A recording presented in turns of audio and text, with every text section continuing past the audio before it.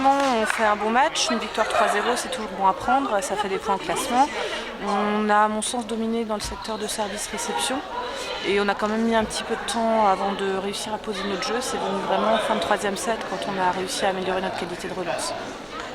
Service, réception, ça s'est bien passé?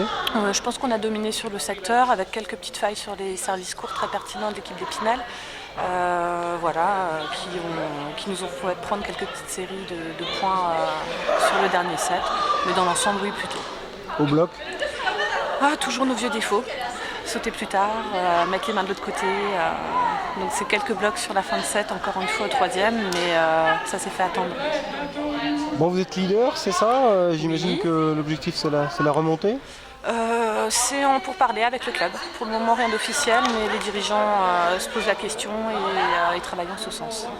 L'équipe a complètement changé par rapport à la saison passée? Non, on a quand même un noyau, mais on a des joueuses d'importance qui sont arrivées, notamment la passeuse, une poste 4 qui nous est très précieuse, Patricia Adelin, et puis on a recruté aussi une centrale, Ingrid Gillot, qui a joué à très bon niveau auparavant.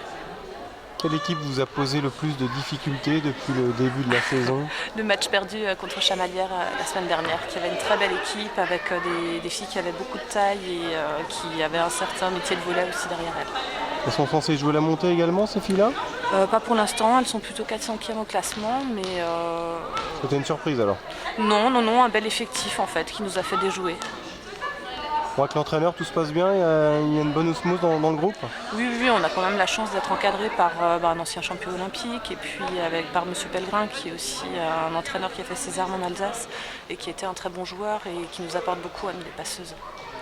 Qu'avez-vous pensé de l'équipe du CAM?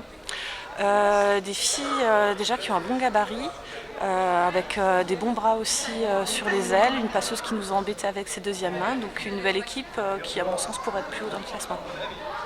Bon, le CAM est en difficulté, je crois qu'il reste sur 3 défaites consécutives, mais ils ont fait un très bon début de championnat. Est-ce que la poule est homogène ou il y a quand même 2 ou 3 équipes qui se détachent largement? On n'a pas encore joué Villette, donc c'est difficile à dire. Pour nous, Chamalières est au-dessus. Pour nous, Chamalières est au-dessus et pour l'instant, c'est vrai qu'on n'a pas eu trop de difficultés sur nos matchs, mis à part cette équipe de Chamalières. Qu'est-ce qui vous attend comme rencontre désormais? Alors Villette pour terminer la phase aller, avec une ancienne coéquipière qui joue là-bas. Qu'est-ce que ça vaut? Aucune idée. On connaît Elisa Vatsky qui a joué avec nous quelques saisons en arrière, mais c'est tout.